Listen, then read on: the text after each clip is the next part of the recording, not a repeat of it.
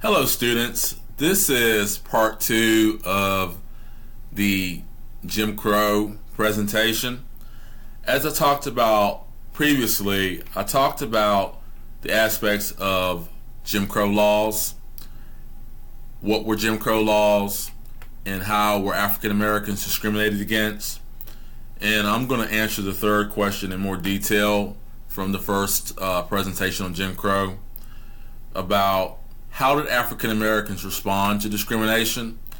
And you had two major African American leaders who were influential in addressing the problem of discrimination under segregation. This first gentleman is a Virginian. His name is Booker T. Washington. The T stands for Taliaferro. That's his middle name. He was born a slave on a plantation in Franklin County, Virginia, which is south of where we live, in 1856. And he has an autobiography that talks about his experience of being a slave. He was an educator. So he founded Tuskegee Institute in Alabama in 1881. And that was a school that educated former slaves to teach them carpentry, to teach them bricklaying, to teach them cosmetology, to teach them construction, to teach them how to be teachers, doctors, lawyers, and anything that will make an African American or anybody be successful in life economically and financially. So he established Tuskegee Institute in Alabama in 1881, and that's in Tuskegee, Alabama. It's still running today, I believe. He put himself through college and was an educator and orator. An orator is a speaker. He spoke out on issues of black equality and black independence and black self-reliance. He gave his Atlanta Compromise speech in 1895, which talked about whites and blacks, the need for cooperation while they're being segregated. And he basically said in that speech that even though black people and white people are separate like the fingers on the hand, but if they work together in regards to economic output and being financially and economically stable, that they can come together like a mighty fist. So he accepted segregation, but he later on is going to reject segregation. So he was like, you know what? Let's not rush to end segregation. Let's just do what we got to do economically, what we can do on our own, and not worry about the politics of trying to get rid of segregation and full political rights. We got to take our time to get there. And like I said, he wrote an autobiography called Up From Slavery. He believed equality could be achieved through vocational education. And like I said, he accepted social separation.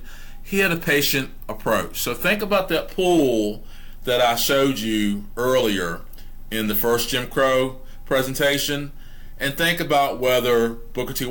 Say that if the pool represented black equality and responding to segregation, would Booker T. Washington dive in or tap his toe? So I want you to think about that. And there's a new word on here that says vocation, and that is a trade or profession. That's something that you can earn by going to a trade school. An example that we have in their school system is BSTC, Bedford Science and Training Center. So people can learn a lot of hands-on trades. They can have a good job, good paying job, so they can take care of themselves. Hairdresser, cosmetologist, bricklaying. They can learn some things about the military, like ROTC, nursing. Those are examples of vocation. Those are skills or trades that you can have that are pretty good. And he told African Americans to focus more on that. The next gentleman, who was a major influential black leader at this time, was W.B. Du Bois, and that stands for William Edward Beauregard. That was his full name. And he had a different approach to Booker T. Washington. They were sort of like good friends on one hand, but they were kind of like rivals. They had varying viewpoints on how to achieve black equality. So W.B. Du Bois was born in Massachusetts in 1868. So he was born 3 years after the Civil War. So he never experienced slavery like Booker T. Washington. He was very educated. He won a scholarship to Fisk University in Nashville, Alabama, which is a predominantly black college. Fisk University was established by the Freedmen's Bureau, and we learned that the Freedmen's Bureau was an organization created by Abraham Lincoln's government before the Civil War to provide aid economically to African Americans after the Civil War so they can adapt to freedom. And one thing about the Freedmen's Bureau that they, and also African Americans at that time, that they set up public schools in Tennessee and across the South. So they were very influential in promoting education. Very smart man. He studied at Harvard University. He was the first black man to get a degree from there. And that's very important to know that.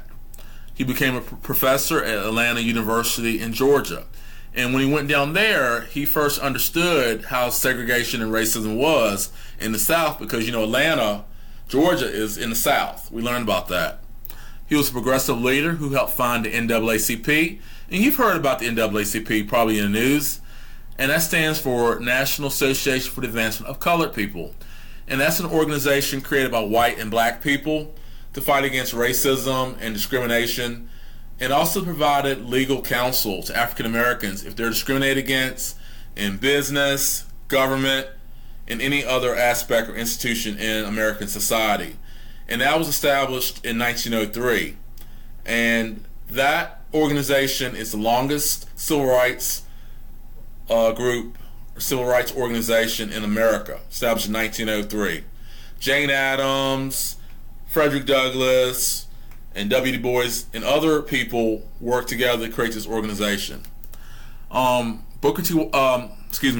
Du Bois was the editor of the Crisis, a magazine for the NAACP. He was a great author. He wrote a lot of books about the African American life and experience in America. He wrote The Souls of Black Folks. It's about the life and experience of African Americans in the United States. He believed in full political, civil, and social rights for African Americans, a rapid approach. He did not accept social segregation. And people considered him a communist. People viewed him as controversial. And the KKK wanted to come after him, and other hate groups hated W.B. Du Bois. And because he wasn't as passive and patient like his friend and rival, Booker T. Washington. So if you go back and think about the pull that I showed you, would W.B. Du Bois dive in, or would he tap his toe? Understanding that the pull represents the pathway to black equality. So I want you to think about that. You're going to have to do an assignment on your contract that I gave you the other day. And one of the activities is that you have to read an article on Booker T. Washington and W.B. Du Bois. And you need to fill out and complete a double bubble. And you can get on Ducksters.com and listen to and read an article on Booker T. Washington and take a 10-question quiz on Ducksters.com. And I'm going to talk to you more about that later. So that's a wrap. Talking about Booker T. Washington and W.B. Du Bois, how they played a role as black leaders in the African American community to address the problem of discrimination and responding to segregation. They both believed in equality. They both were educators. They both experienced racism, and they both were teachers. They were very smart. They were smarticles, and they played a big role. W.B. Du Bois believed in the talented tenth, which is the belief that the brightest and smartest people in the African American community are the ones who would be the leaders to make progress for African Americans in America, to make things equal for them, things fair and just for them to have a successful life as citizens in the United States that they're awarded to by way of the 14th Amendment and so forth. Okay, that's it. Do any assignments that I told you about in this article or in this presentation, and read the article on W.B. Du Bois and Booker T. Washington and complete the double bubble. Peace. And I think I have a rap that I'm going to come up with to help you remember W.B. and Booker T. Washington. All right. I'm I'm out. Bye bye.